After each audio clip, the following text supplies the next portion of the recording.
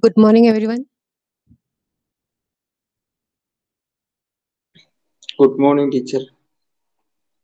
Where are the others? It's already 8:30.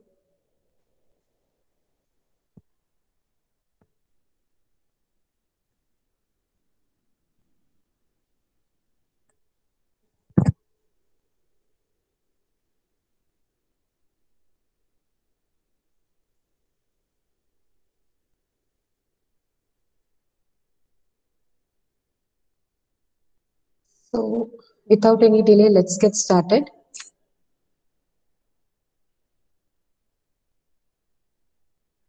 Hope you all revised the last day's portion. Do you have any doubts in those?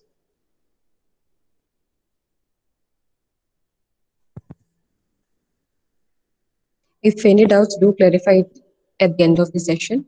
So, now let's get moved on to the sessions that have to be dealt today. So, these were the topics that we were discussing about, isn't it? The management theories. Under that management theories, we discussed about the classical approach, neoclassical approach, the modern approach. That modern approach also we discussed about the uh, first two topics, that is system and the contingent approaches. And today what we'll be discussing is about the theory Z or Cauchy's theory. That is what we'll be discussing today. So now let's get moved on to those topics.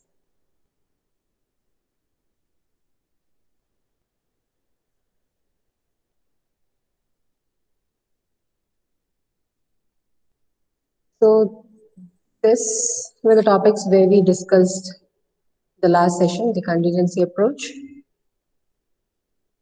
the system approach, contributions, and this is what Cauchy's theory or theory Z or theory Z as you people call. And talking about theory Z, what we can say is that theory Z is a combination or amalgam of two main management theories. That is the American management style. It is also known as type A. Then the thing is that it is also or it also includes the Japanese management style, which is also known as type J.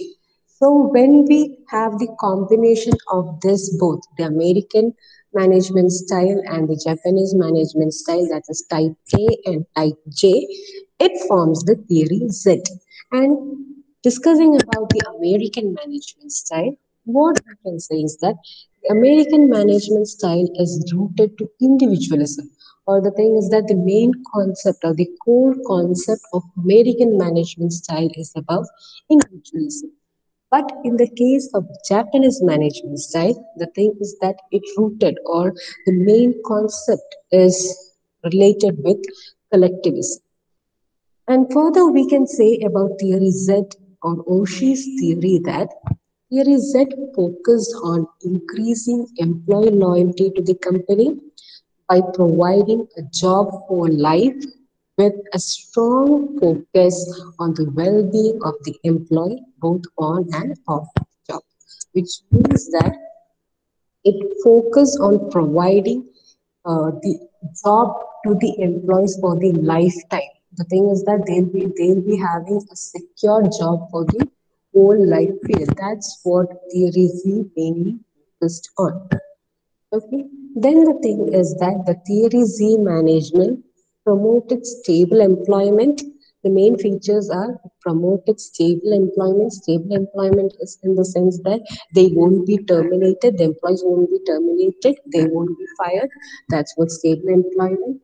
Then the thing is that high productivity in the sense that since the employees have security in their job, they will be giving their best to produce more goods and services. So that's what high productivity is there. And the employee morale satisfaction is also there. Their morals, their interests, their ethics are also being protected in this theory Z. So these are the main uh, factors that theory Z included. So, in general, we can say that the theory Z or Oshi's theory was propounded by Professor Oshii, and he is the one who propounded the theory. Oshii is the one who propounded the theory, and the name of the theory is Theory Z. Theory Z is, or Theory Z is an amalgam of both American management style and the Japanese management style. The American management style is rooted to individualism, and Japanese management style is rooted to collectivism. And the main focus and the main feature of this theory is that uh, it provided employees stability, which means that the employees were not fired, they were not terminated, they the company did provide a job for a lifetime with strong focus on the well-being of the employee. That's what. Then the thing is that in the case of theory Z management, theory Z management, we can say that promoted stable employment, and the focus was on higher productivity and employee morale satisfaction. Then moving on, the difference between two styles, that is the American management style and the Japanese management style. We learned that we understood that the theory Z is the combination of these two management styles, that is the American and the Japanese.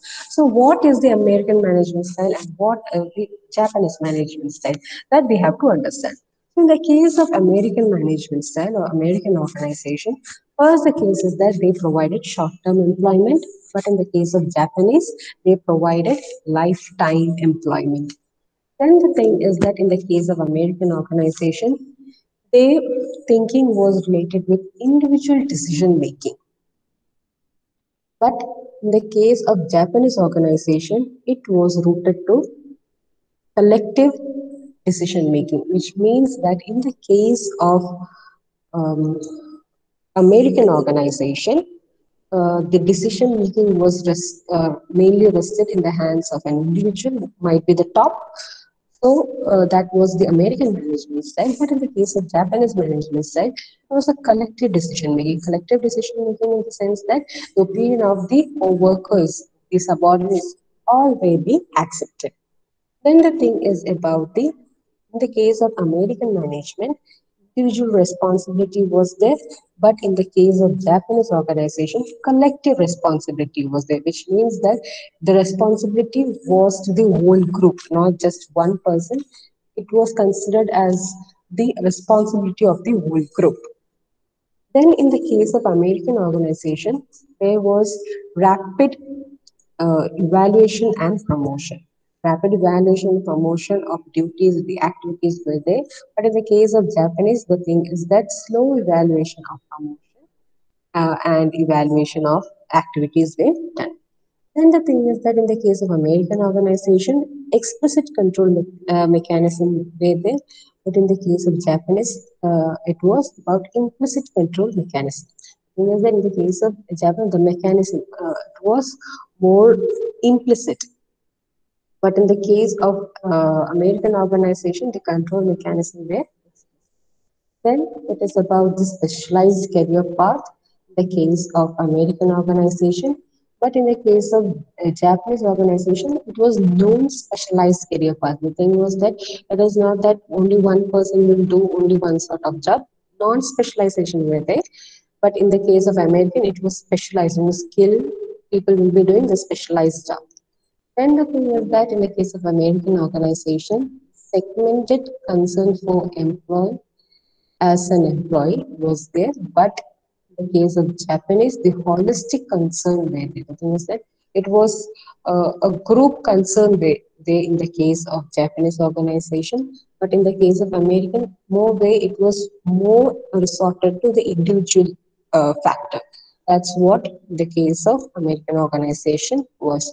So just remember this differentiation. This differentiation is very important. The thing is that what are the features of American and what are the features of Japanese is here. And you should understand this, you have to learn this. And when we come to Theory Z by Oshii, we can say that it is a combination of both American and the Japanese organizations management style we undertaken. So we'll move on to it. So when we move on to it, we will understand. So Coming to the combination of this American and Japanese, the main features of the organization we can see as follows. The thing is that first is the long-term employment. Long-term employment in the sense that they will provided lifetime employment.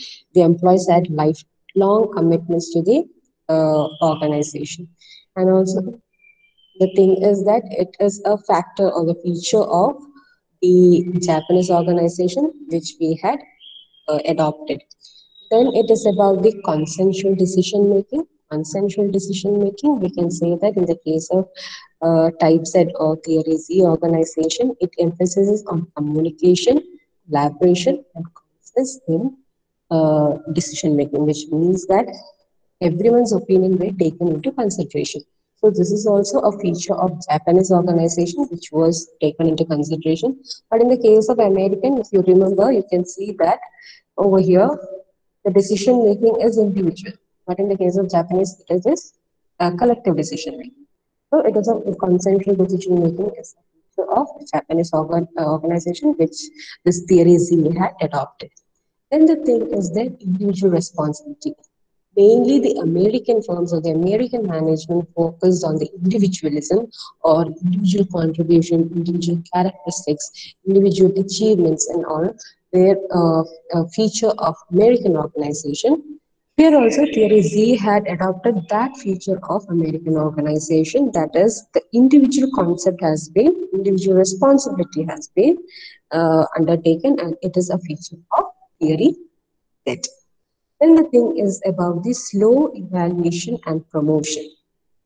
Here we saw that the slow evaluation and promotion is in the case of Japanese organization. So the thing is that the evaluation process is quite slow, and also the promotion is also quite slow in the case of Theory Z. Then the thing is about informal control with formalized measures. Here it means that it is a combination of both American as well as the Japanese, that is type A and type J organization.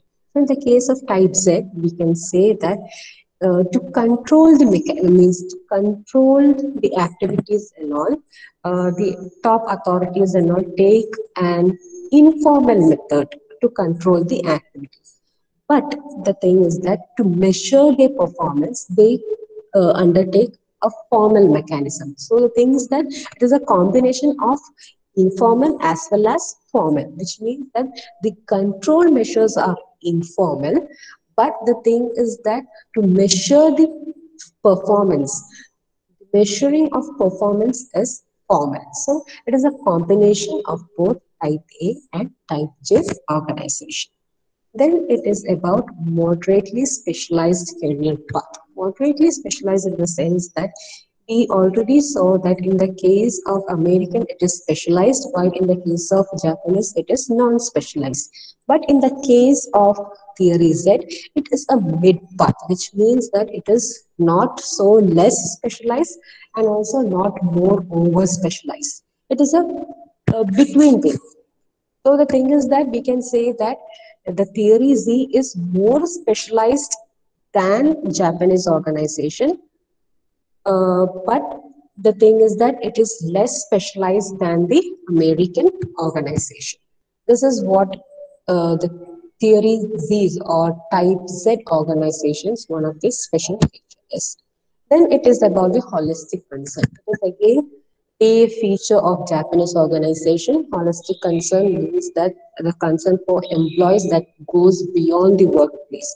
Or the thing is that a group concern.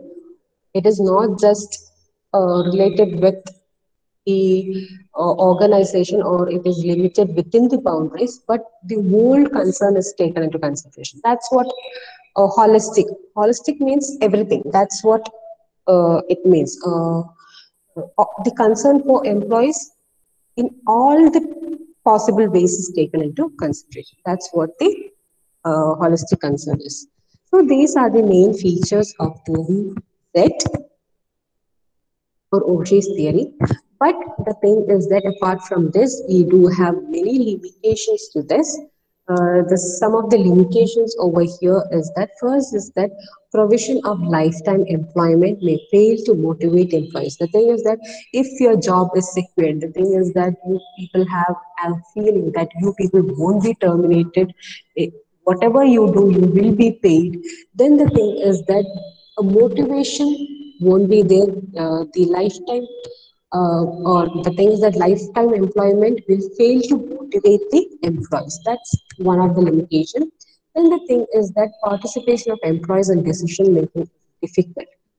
Here they say that to take the opinions of the employees, it is difficult. Then the thing is that theory Z is based on American and Japanese management practices. Therefore, theory may not be applicable in different cultures. The thing is that since it is based on the American and Japanese, but we have learned that with the different changing organization factors or the organization culture, depending upon the countries, there are many other cultures that exist. Isn't it? So when we apply only this American and Japanese practice into it, that won't be successful. The thing is that we have to adopt some of the cultures of that country as well, according to the taste of that people as well. So, forcing only the American and Japanese won't be a good thing. That is what here it means. And the thing is that theory Z does not provide complete solution to motivational problems. The thing over here they says that it is not a complete solution to a motivational problem. There are no much way to motivate the employees. That's what uh, they talk about. So this is what about theory Z is about. Hope it is clear to you people.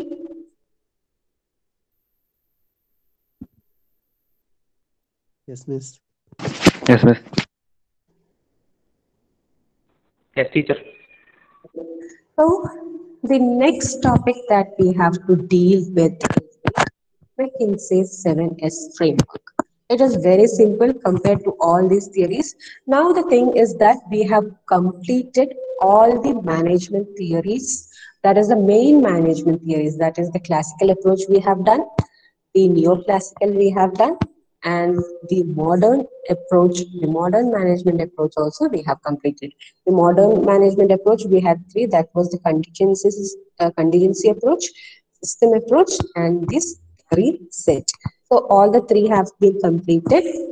So the main theories of management have come to an end. Apart from those theories, we have some other inputs to the management. Now that's what we are going to deal. One among that is the McKinsey's 7S framework. McKinsey is an American-based company, and these they have developed a framework with seven most important factors or features. So that's what is being dealt in this McKinsey 7S framework.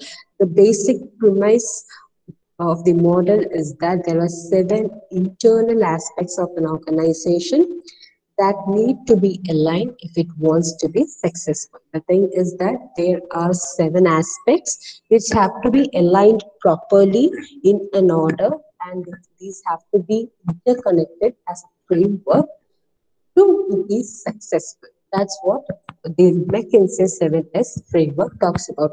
So, why this 7S model or this 7S framework is being used is that the first reason is to improve the performance of the company.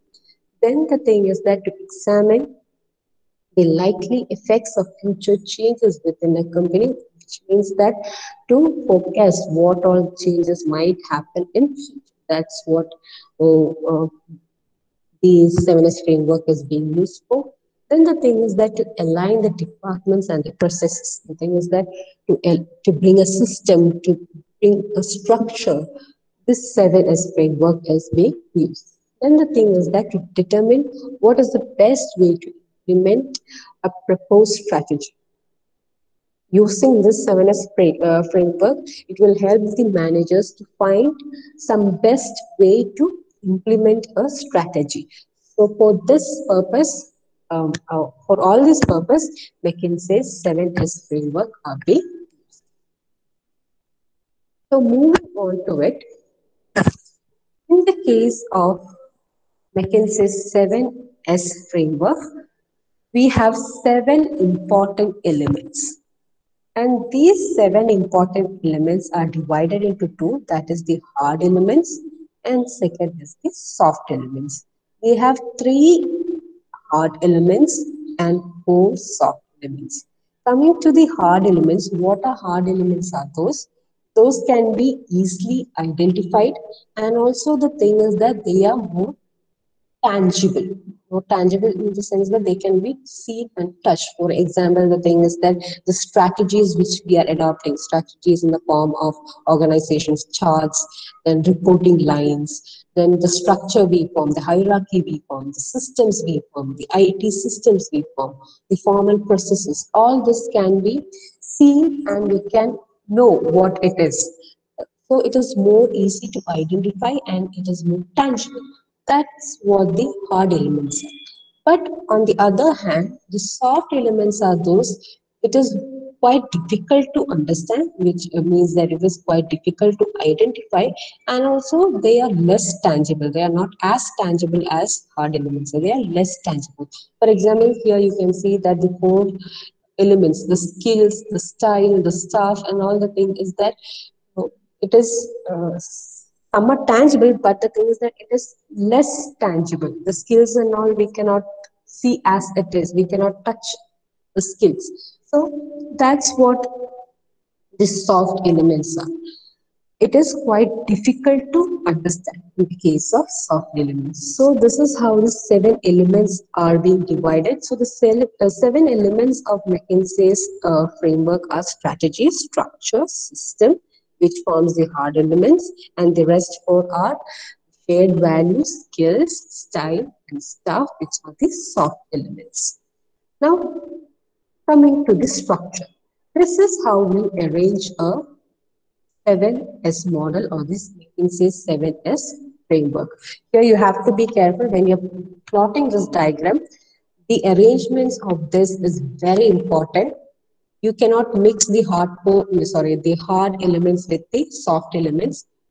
If you're placing above the hard elements bits, it should be above itself. If you're placing the soft elements below means it should be below itself. The arrangement is very important. If you're interchanging or changing something means that you have to change the whole way, the way in which the diagram is drawn or the lines through which it is being connected. So the diagram should be by hearted. It should be as it is.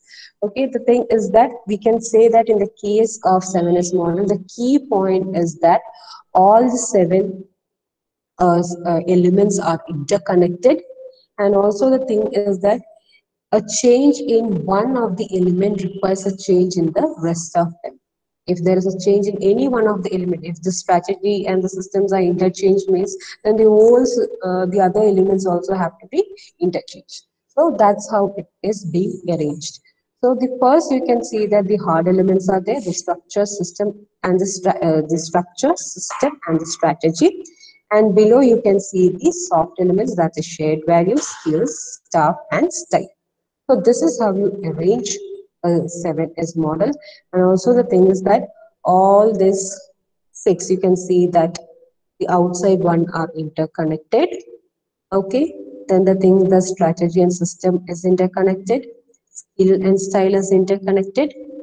Then the thing is that from shared values, you have lines from strategy to strategy, system, style, and skills. Then the thing is that the strategy is also connected with staff. The system is also connected with staff. Then the thing is that skill is connected with structure and style is also connected with. So this is how you have to draw it. First is that draw the circle one, connect those lines. Then the thing is that from shared values, you can connect to all the 4 points.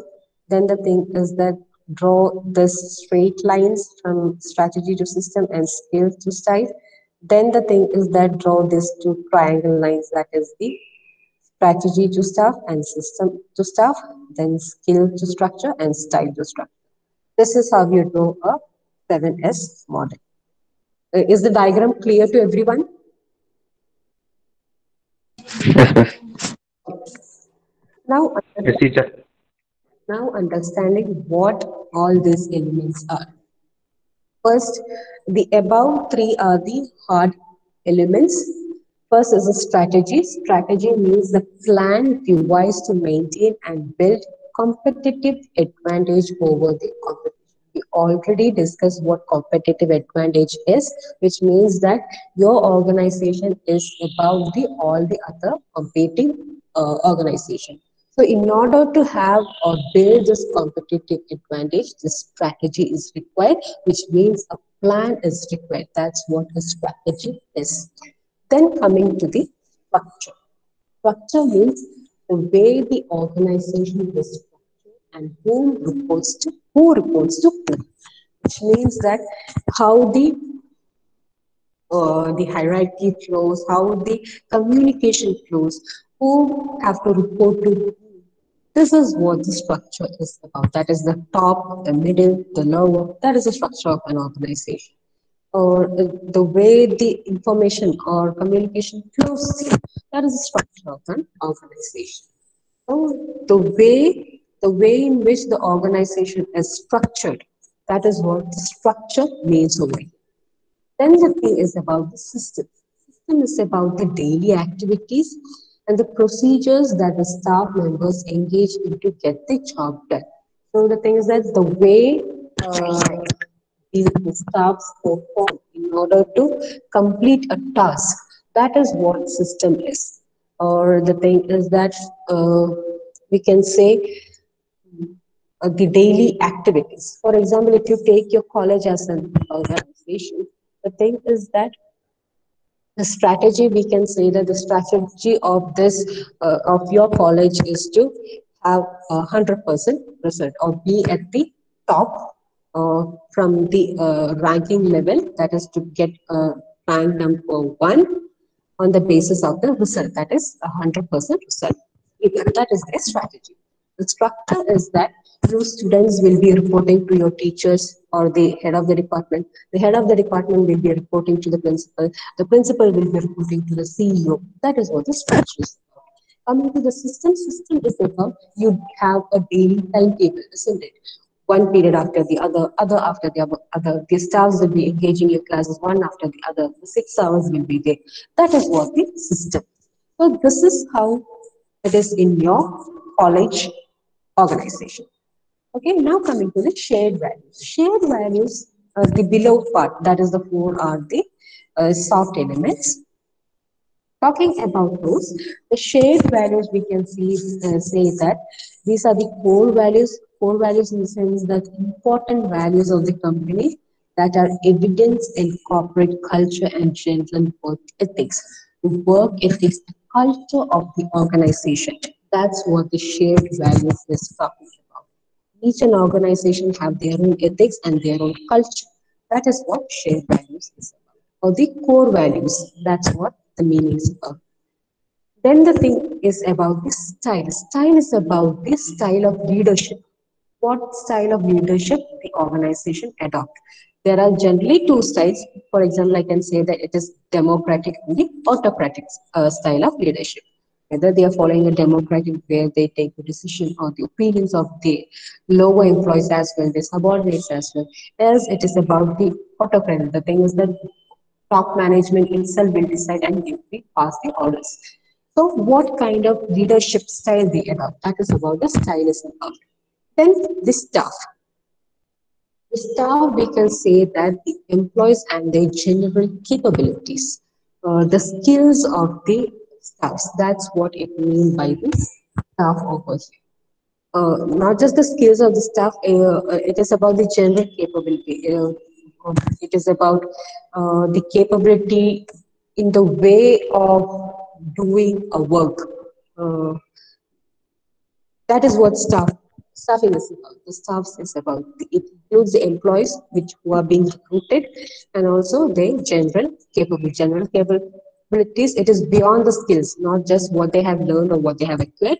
It is the general capabilities they have, the X factors they have.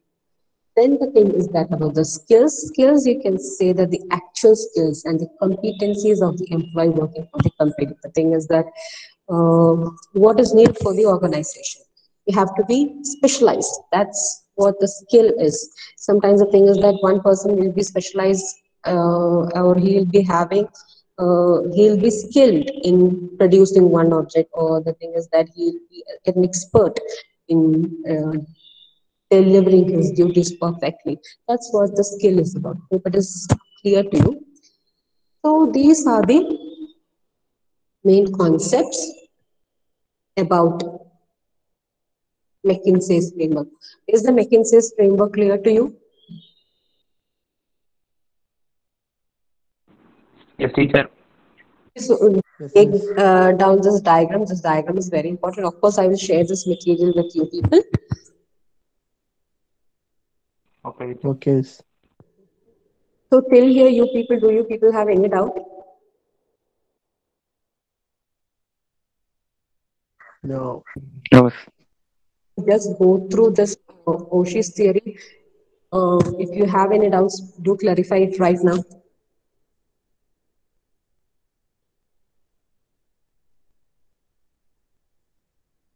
Just giving you a quick recap, we can say that Oshi's theory was propounded by Oshi, and his theory's name is Theory Z, and it is an amalgam or the combination of both American management style, that is Type A, which is rooted to individualism, and the Japanese management style, that is Type J, which is rooted to collectivism. With collectivism in the sense that group factor will be considered. And the thing is that the case of Theory Z, it focused on lifelong employment to the people. So this is what a general introduction to the Oshi's theory is. Then the thing is that we differentiated what the American organization style is and the Japanese organization style is. The American organization, it is about the short-term employment and it is more individual decision making, individual responsibility. But the evaluation and promotion is rapid. And the thing is that we can say the explicit control mechanism is there, specialized career path is there, then segmented concern for employees as an employee. These are what the main features are. Then coming to the Japanese organization, we can say that it is a lifelong or the lifetime employment, collective decision making, collective responsibility is there, but the evaluation is slow. But in a implicit control mechanism is there. That is control mechanism is there. Then non-specialized career path. But the holistic concern for employees is the holistic concern is that beyond the boundaries, a whole concern will be taken into account. That's what the features of Japanese are. So putting both these features together, we have the following features for the organization. That is type Z organization, that is theory Z or Ushi's features are lifelong employment, then consensual decision making, which means group decision making, individual responsibility, which is a feature of American organization, individual characteristics, individual contributions are given importance, but the evaluation slow and slow evaluation and promotion is there, which is a feature of Japanese organization. Then we have informal control with formalized measures, which they have taken some part from Japanese and some part from American and put it together. That is, the control is, but the measurement of their performance, the measuring of performance is very much form. Then the thing is that it is moderately specialized. The thing is that again they have taken a midway between the American and the Japanese. We can say it is more specialized than the Japanese, but less specialized than the American. Then holistic concern, the thing is that beyond workplace, the concern beyond the workplace is taken into consideration. The limitations are this lifelong employment will not provide more motivation. Then it is difficult to take or involve the participation of employees in decision making. Then since it is based on American and Japanese management style, it is not applicable. And also the thing is that it does not provide a complete solution to motivation problems. So this is what about Cauchy's theory is about. Hope it is clear to you. And McKinsey's framework is much more easier than any other theories, I guess.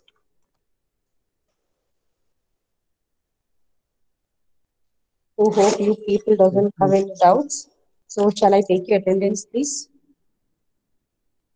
Yeah, Yes, okay. miss. Okay, miss.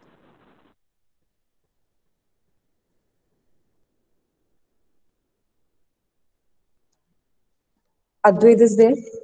Just put a press in the chat box so that I can further refer as. Advait is there.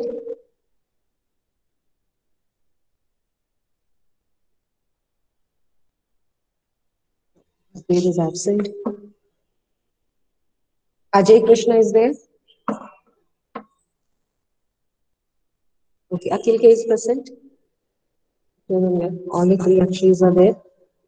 Where is Amarnath? Amarnath is absent.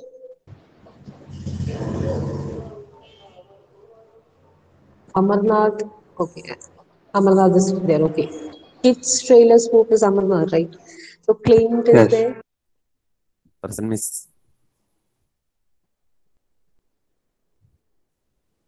Diljit is there. Both the Google. Present. Dilip. Whereas Vishnu Dilip is absent. Joy is there. Julie.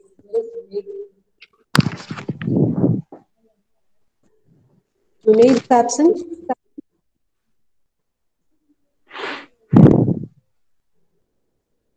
Vinosh is there. Okay. Sinan. What about Sinan? Sinan is also absent. Why many are absent today? Niket. What about Niket? Present miss. Yes. Niket is there. Pranav K. Pranav N is there. Ritvik is there.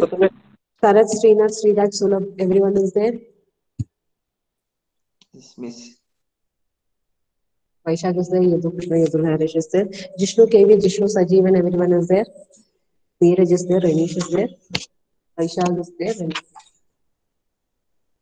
Okay, so the absent is, let me call out once again, Abdul, Vishnu, Dilip, Junaid, and Sinan.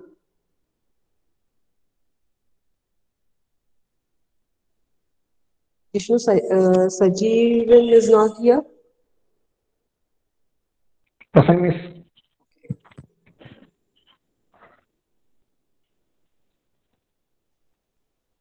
So today itself I'll be sharing the materials, do refer it. And the thing is that sometimes I'll be having one more hour with you. Whose period? Okay. Mostly Ajay Teacher. sir, Ajay sir. Okay. Sometimes. Okay. Okay. Okay. So till whatever we have discussed, do refer it thoroughly. If you have any doubts, do uh, ask questions. If you have any doubts, do clarify it. If you have any doubts in any of the theories, because all these theories might get confusing. So do avoid it. All the main three theories of management, and the thing is that sub theories in that. Then in those sub theories itself, the theories propounded by the different people. That is, might be this. For example, in the case of scientific itself, we can take that Taylor also propounded the theory. Gilbert's also gave the theory, isn't it? So such cases also do study well, do refer it, do read it very well. Then if you have any doubts, do clarify. Do not get confused while you are writing for the exam. And also one more thing, while you're writing for the exam, do not give the answer or the explanation in one or two lines. Okay, since it's a theory paper, a Okay. detailed explanation is very important. Okay? So thank you. Thank you, teacher. Thank you, Thank miss. you, Yep. teacher. Thank you, teacher. Thank you, miss.